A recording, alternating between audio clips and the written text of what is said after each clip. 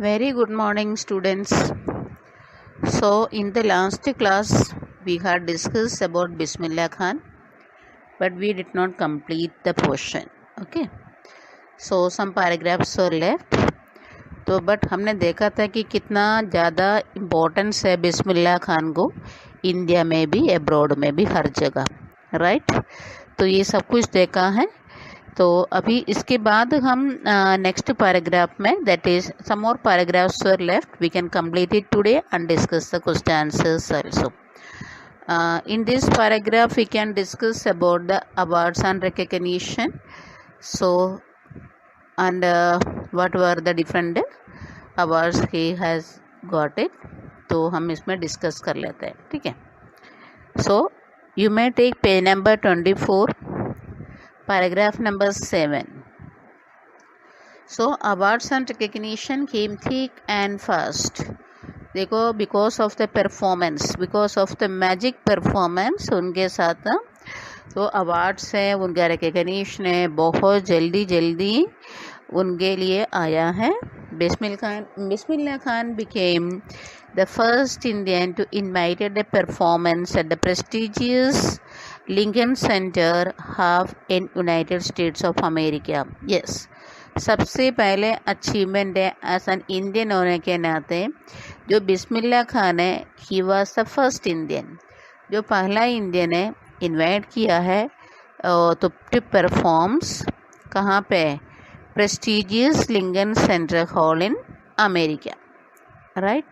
तो first Indian है, तो आप इमेजिन कर सकते हैं उनका परफॉर्मेंसेस कितना मैजिकल होगा, कितना इन्फ्लुएंशियल होगा, right.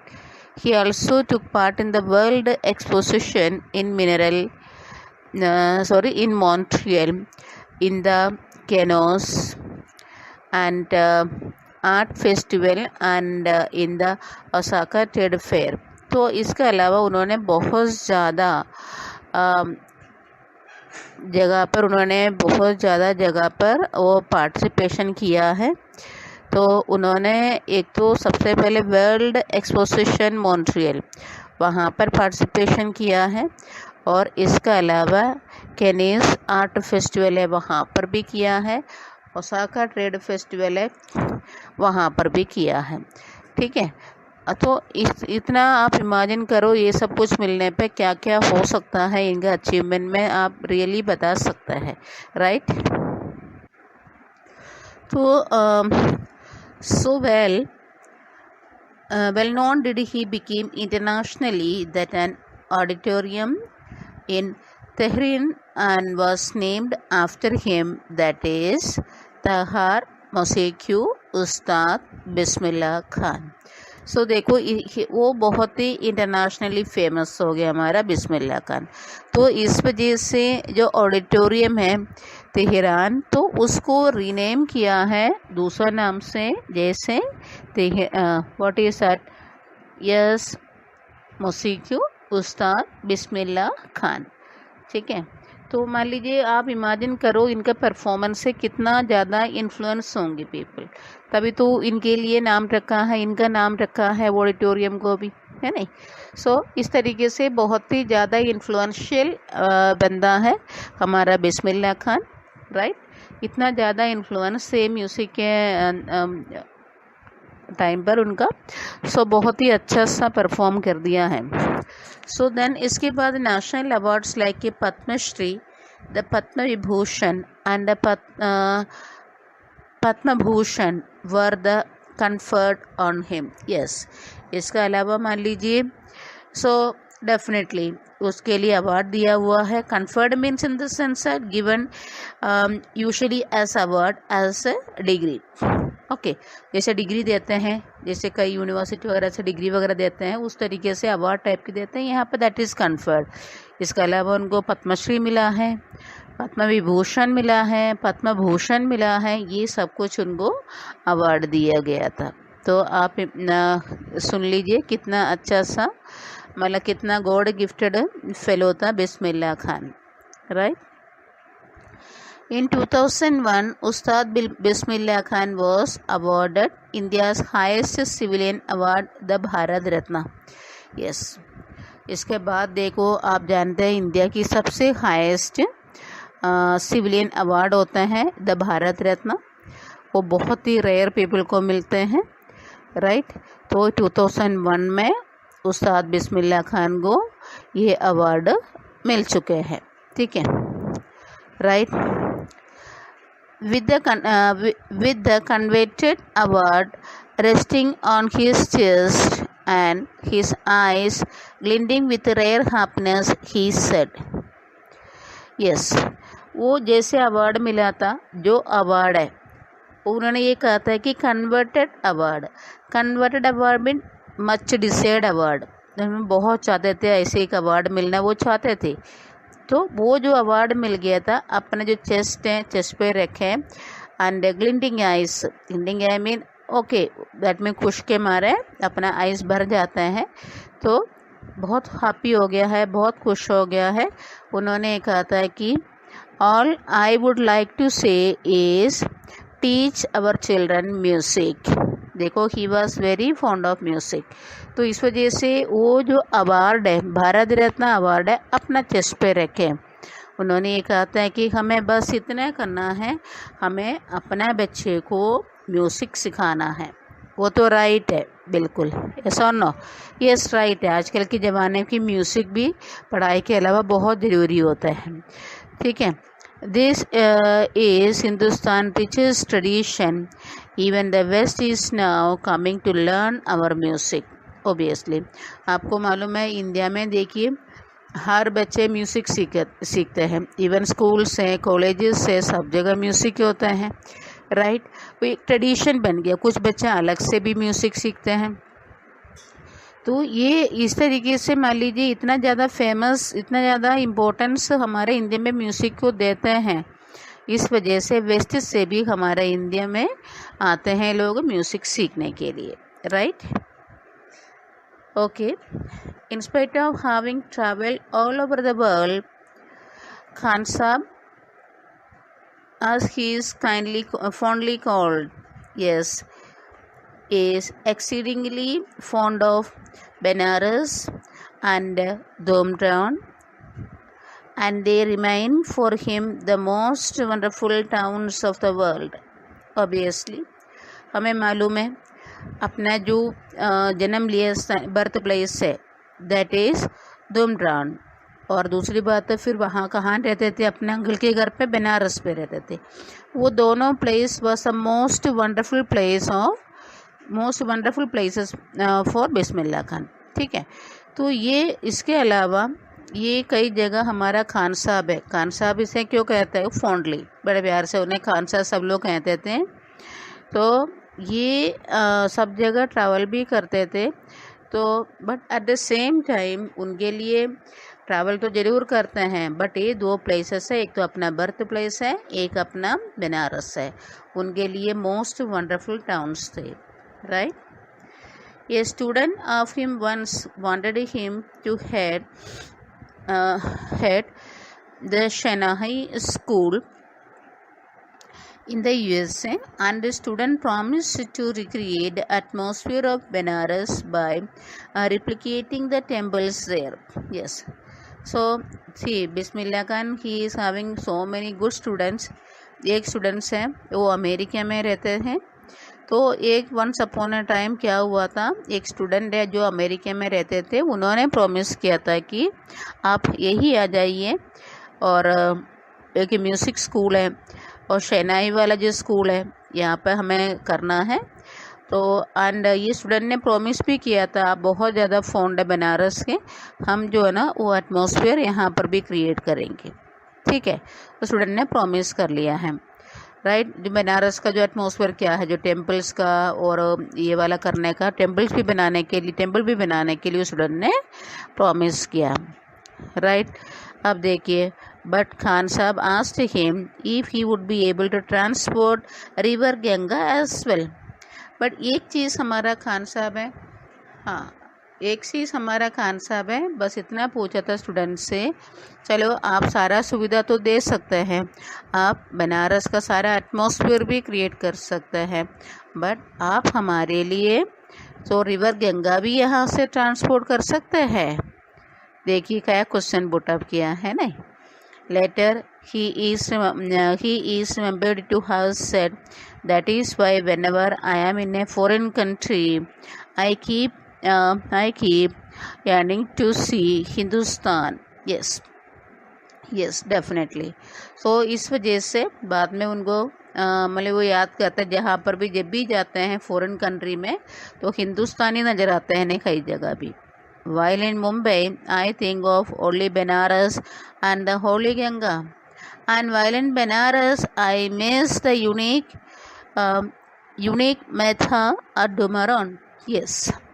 And at the same time, see, जब वो मुंबई जाते हैं वहाँ पर एक ही चीज़ें दिखाते हैं, वह बनारस और होली गंगा नज़र आते हैं उन्हें. जब वो बनारस आ जाते हैं, वो अपना होम टाउन है, तो उनका होम टाउन का जो मेथा है वो सब मिस होता है. दैट मीन अपना होम टाउन है, अपने बनारस को कितना चाहते थे हमारा बिस्मिल्लाह खान. आप देख लीजिए, ऐसा ना. Yes. So Ustad Bismillah Khan's life is a perfect example of the rich cultural heritage of India. One that effortlessly accept that a devout Muslim like him can very naturally play the Shehnai every morning at the Kashi Vishwanath temple. Yes. अब मान लीजिए, तो हमारा उस्ताद बिस्मिल्लाह खान की जो life है बहुत ही एक परफेक्ट एग्जाम्पल है बहुत rich cultural heritage of India का.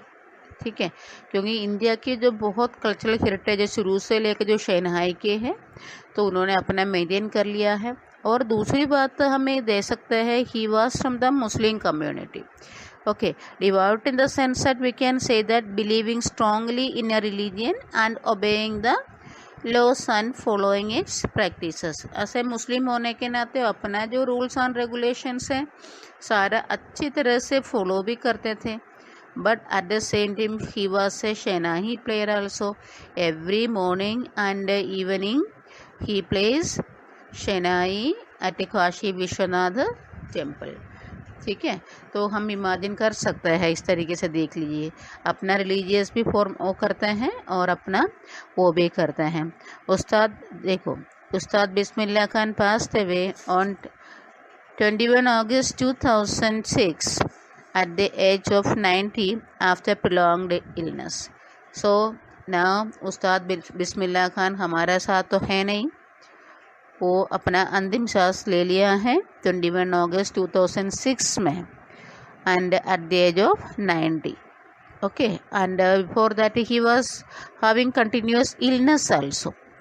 He was given a state funeral and the government of India declared one day of national mourning.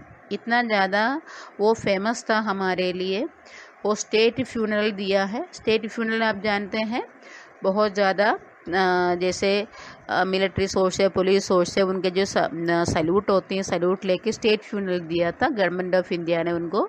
और इसके बाद जो एक दिन का नेशनल मॉर्निंग भी दे दिया. एक दिन का national morning in the sense that क्या होता है, जैसे कोई सा भी एक इम्पोर्टेंट पर्सन जो देश में उनका डेथ हो जाता है, जो हमारा जो नेशनल फ्लैग होता है वो हाफ प्लेस में वो बांध लेते हैं, तो नेशनल मॉर्निंग का वो सिंबल होता है. ठीक है, सो दैट इज़ देयर. तो he was such a wonderful fellow and even we can not even forget him. बहुत वंडरफुल फेलो था, हम इन्हें कभी भी भूल नहीं सकते हैं. Right children? So the chapter is completed. I had sent the PDF. Please complete your work. But at the same time, we can even discuss the question answers. Question number 1: how did Aurangzeb ban the playing of Pangi? We know that. क्यों ban किया था? Because of the unpleasant sound, right? Okay, because of the unpleasant sound only Aurangzeb banned it. Then question number 2: how is a Shehnai different from a Pangi? तो शहनाई से कैसे different है? तो शहनाई तो एक म्यूजिकल इंस्ट्रूमेंट है, right? And it makes a natural hollow stem it is made up of, and it has holes on the body of the pipes, so it played like a flute, right? That is a natural hollow stem, that is made of natural hollow stem, so natural sound will be there. Then question number 3, where was a Shahnayi played traditionally? How did Bismillah Khan change this? तो शहनाई traditionally कहाँ play करते थे बताओ पहले से? Yes, the temple में ने, कौन से टेम्पल में? Temple of Vishnu at Varanasi, right? So Bismillah Khan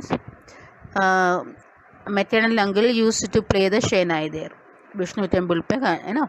Then he practiced playing shehnai in a different way, so he changed it by creating ragas in its playing, right?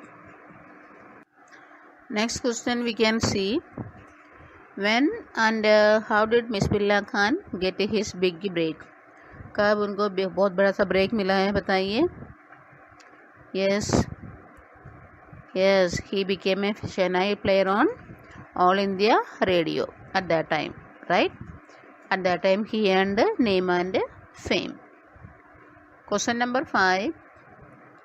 Yes, where did Bismillah Khan play the shehnai on 15th August 1947? हमने इस lesson में पढ़ा था कि 15th August 1947 में बिस्मिल्लाह खान शहनाई play किया, कहाँ पर? Why was the event historic? कहाँ प्ले किए बताइए? Yes, do you remember? Yes, he played at the red fort Delhi, right? Red fort में प्ले किया था। क्योंकि he became famous, the first Indian who greeted the nation with his shehnai, right? He was the first Indian who greeted the nation with his shehnai. That is why he became very much historic. Then question number 6. Why did Bismillah Khan refuse to start a shehnai school in the USA? अभी अभी पढ़ाया था मैंने आपको, बिस्मिल्लाह खान ने US में शहनाई school start करने के लिए रेफ्यूज़ किया, मना किया. What was the reason? बताओ. He refuse to start the shehnai school in USA. What was the reason? Because yes, there was no Ganga. His student can arrange everything in USA, but he can not even shift Ganga from Varanasi to US. So that is why this shows that yes, he missed Hindustan. Yes, tell. That is on different. Yes, obviously he visited US in on many occasions, but he missed seeing Hindustan very much. अपना हिंदुस्तान से बहुत प्यार था. जब भी वो US में जाते थे तब वहाँ पर भी वो अपना हिंदुस्तान को बहुत मिस करते थे. ठीक है. सो दैट इज़ पे वो मना कर देता है. वो कर देता है कि अपना गंगा को या रिवर गंगा को आप शिफ्ट नहीं कर सकते हैं. स्टूडेंट से कहा तो उन्होंने. Yes, last question. Find at least 2 instances in the text which tell you that Bismillah Khan loves India and Banaras. Yes, Bismillah Khan India को पसंद करते हैं, अपने देश को, और स्पेशली बनारस और अपना होम टाउन को बहुत पसंद करते थे. तो बताइए कौन कौन सा 2 इंसिडेंट बताइए आप. Yes, and yes, tell me. yes, obviously the 2 places, that is Banaras. He likes to go to the Varanasi temple and play his shehnai there near river Ganga. Obviously he is a great Indian indeed. That shows, right? So I had send some additional questions also. You please do it in the notebook and along with the long answers, right? And apart from this, one first part is also there in this chapter about Evelyn. That questions also we have to discuss right now. The first part of this chapter, right? That was about Evelyn. Do you remember? Yes. Okay, right. Let us discuss and complete that part. Okay, the question answers from the first part we can discuss now. So, question number 1: how old was Evelyn when she was when she went to the Royal Academy of Music? कितना साल की थी वो? Royal academy of music US में चली गई थी वो, जल्दी बताइए. Yes, she was hardly 17 years old, right?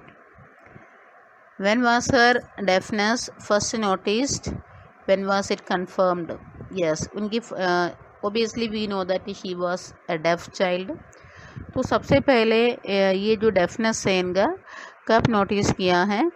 तो नोटिस कब किया है? वो कंफर्मेशन कब हुआ था? Right. Yes, first time obviously mother noticed when she was 8 years old. 8 साल की थी तब मदर ने नोटिस किया. But at the same time वो जो डेफनेस है कंफर्म किया था that when she was 11 years old. Right, 11 साल में थे तो वो उनका डेफनेस कंफर्म किया था. Question number 3: who helped her to continue with the music? What did he do and see? अच्छा, एवलिन के म्यूज़िक के लिए उन्होंने कंटिन्यू करने के लिए उन्होंने कौन हेल्प किया है, वो उनके साथ क्या किया है? ठीक है, बताइए कौन. मैंने अंडरलाइन भी करवा था चैप्टर पढ़ाते time. Yes, Ron Forbes. Okay, that was Ron Forbes. वो हेल्प किया था. तो उन्होंने क्या किया था? एवलिन से क्या कहा था? Yes, obviously Ron Forbes was a percussionist. वो ऑर्केस्ट्रा प्लेयर थे. तो उन्होंने नोटिस किया था कि एवलिन के अंदर पोटेंशियल है, क्वालिटी है, वो कर सकती है.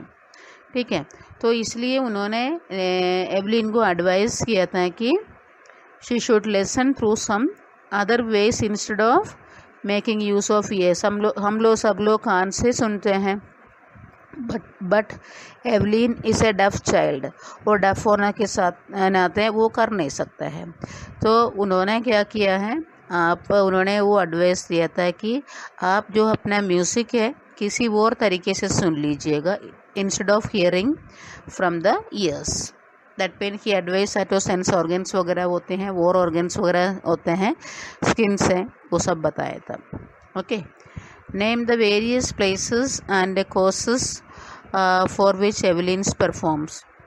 Yes, एवलिन ने बहुत ज़्यादा जगह परफॉर्मेंसेस किया है, वो कोर्सेस भी किया है. यस, उन्होंने बहुत जगह म्यूज़िक प्ले किया है. जैसे म्यूज़िक कंसर्ट उन्होंने ऑर्गेनाइज किया था प्रिजन्स में भी, हॉस्पिटल्स में भी किया है. दैट इज़ प्रिजन्स और हॉस्पिटल्स में करने का मेन ये था कि उनको मोटिवेट करने का. देखिए म्यूज़िक ऐसे कि चीज़ होते हैं तो हमारा जो हम लोग का बीमार भी ख़त्म हो जाता है. ठीक है, सो यही है. Then last question of this part: how does Evelyn hear music? वो एवलिन म्यूज़िक किस तरीके से सुनती थी? तो हम जानते हैं एवलिन जो है एक बड़ी सेंसिटिव गर्ल थी, वो बहुत पैशन थी उनका जब म्यूज़िक को लेकर. सो बट शी वाज डफ एनफ, है ना. बट वो डफ होने के नाते वो सेंस करते थे म्यूज़िक को अपना बॉडी द्वारा. ठीक है, ये एडवाइस था उनका. किसका एडवाइस था? रॉन फोर्बस का एडवाइस था. ठीक है, कान यूज़ नहीं कर सकते कोई और चीज़ यूज़ करके. तो उन्होंने क्या किया है, अपना बॉडी द्वारा वो सेंस करते थे. तो इस तरीके से वो क्या हुआ है, अपना फिंगरप्रिंट से टच हो, म्यूज़िकल इंस्ट्रूमेंट जैसे प्ले करते हैं अपने फिंगरप्रिंट्स जो टच होते हैं वो फील होती थी. इस तरीके से उन्होंने किया है. And at the same time yes, she would lean against drums to sense the sound. Yes, और दूसरी बात, on wooden floor she would remove shoes. Yes, जब भी वुडन फ्लोर से जो चलती थी, जो अपना शूज़ रिमूव करती थी ताकि वो सेंस करते. देखिए कितना क्वालिटी है उनके अंदर, है ना, कितना ज़्यादा एक्चुअली एंथुसियाज्म है सब कुछ सीखने का. तो this is the end of the chapter. ये दोनों हैं, ये दोनों पार्ट हैं, हमें ये बताते हैं कि हमारे अंदर हार्डवर्क और डिटर्मिनेशन होना चाहिए। अगर हार्डवर्क और डिटर्मिनेशन होगा हमारे अंदर हमें सक्सेस अपने आप मिलेगा, right. So everybody should be very much hard worker, yes, ठीक है। So we have completed the chapter number 2। ये जो चैप्टर नंबर 2 का रिलेटेड हमारा एक पोएम रह गया है, वो जो पोएम है हम नेक्स्ट क्लास में पढ़ेंगे। तो इससे पहले पोएम के साथ साथ हमने अभी ग्रामर शुरू नहीं किया है, हम अभी ग्रामर भी आपको शुरू कर रहे हैं थोड़ा सा, ठीक है। हम अपना सबसे पहले टेंसेस चैप्टर हम आपको सिखा रहे हैं, आप प्लीज़ नोट डाउन कर लीजिएगा और नोटबुक में आपको करके रखना भी है, ठीक है। तो टेंसेस आप जानते हैं, how many types of tenses are there? 3 types of tenses are there, present tense, past tense and future tense. Present tense में क्या होता है, जो what is going on right now, अभी क्या हो रहा है, वो हमारे प्रेजेंट टेंस होते हैं। जो क्या हो चुके हैं ऑलरेडी वो पास्ट टेंस है, जो क्या होगा है in future that is future tense, ठीक है। अब हम 1 बाय 1 इसका एक एक टेंस के बारे में पढ़ेंगे। सबसे पहले आप निकाल दीजिएगा, राइट डाउन कर लीजिए प्रेजेंट टेंस। प्रेजेंट टेंस हो, पास्ट टेंस हो या फ्यूचर टेंस हो, ये जो टेंसेस होते हैं ये एक एक टेंस का 4 डिविजन्स होते हैं। तो ये 4 डिविजन्स में उसका सेंटेंस फॉर्मेशन आपको सिखाते हैं, किस तरीके से आप सेंटेंस फॉर्मेशन करते हैं।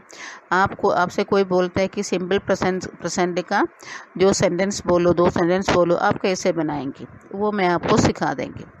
तो सबसे पहले नंबर 1 में प्रेजेंट टेंस है। प्रेजेंट टेंस का नंबर 1 पार्ट है, that is simple present tense. इसका दूसरा नाम है प्रेजेंट इंडेफिनिट टेंस, राइट। तो इसका फॉर्मेशन कैसे करते हैं? सबसे पहले कोई सा भी टेंस को फॉर्मेशन करने के लिए, कोई सा भी सेंटेंस को फॉर्मेशन करने के लिए हमें क्या चाहिए? हमें चाहिए सब्जेक्ट। सब्जेक्ट क्या होता है? सब्जेक्ट में भी ए नाउन और अ प्रोनाउन, ओके। तो यहाँ पर भी हमें सिंपल प्रेजेंट टेंस में सबसे पहले सब्जेक्ट चाहिए, वर्ब का फर्स्ट फॉर्म चाहिए, V1 फॉर्म चाहिए, प्लस हमें ऑब्जेक्ट चाहिए, ठीक है। For example, he writes a letter, he is a subject, writes verb का first form, a letter the object, ठीक है। वो सपोज मैं आपको बता रही, next example, they write a letter. देखो मैं आपसे कहता है कि दे राइट है, ही राइट्स है, व्हाट इज़ द डिफरेंस? क्यों लिखा है, एक जगह राइट लिखा है, एक जगह राइट्स लिखा है, क्यों? बेटा ऐसा है, अगर हमारा जो सब्जेक्ट है इसी में सिंपल प्रेजेंट टेंस में अगर सब्जेक्ट हमारा सिंगुलर हो, हम वर्ब के साथ एस और ईएस फॉर्म लगाता है। जैसे राइट एस लगा दिया, राइट्स आ गया। ही तो हमारा सिंगुलर है, राइट, ही हमारा सिंगुलर है, तो इस वजह से ही राइट्स लिखा है, he writes a letter, okay. Clear आ गया समझ में?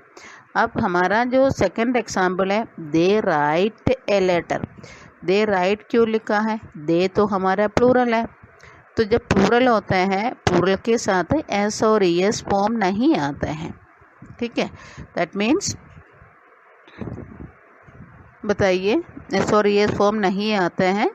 दे write a letter, that mean plural के साथ plural form of the verb आएगा, सिंगुलर के साथ singular form of the verb आएगा, राइट। आगे समझ में सिंपल प्रेजेंट टेंस आपको? तो ये इसको इसमें जो सिंपल प्रेजेंट टेंस में हम 2 हेल्पिंग वर्ब यूज़ करते हैं। एक तो यूज़ करते हैं डू यूज़ करते हैं, एक तो यूज़ करते हैं डस यूज़ करते हैं। जैसे ही राइट्स ए लेटर, उसमें हम क्या यूज़ करते हैं? डस यूज़ करते हैं। उसका जो हमें सपोज मान लीजिए इसका इंट्रोगेटिव बनाना है, तो कैसे बनाएंगे? Does he write a letter question mark. Negative में कैसे लिखेंगी? He does not write a letter full stop. अब मान लीजिए दूसरा है, उसके साथ डू यूज़ करना है, तो कैसे यूज़ करेंगे? ये do they write a letter, yes question mark, then क्या लिखेंगे? They do not write a letter और नेगेटिव में आ जाएगा, राइट। इतना आपको रिवाइज करके रखना है। नेक्स्ट क्लास में इसका कंटिन्यूएशन हो जाएगा टेंसेस का, प्लस हम आपका पोएम भी पढ़ाएंगे, right. Okay children, thank you and have a wonderful day ahead.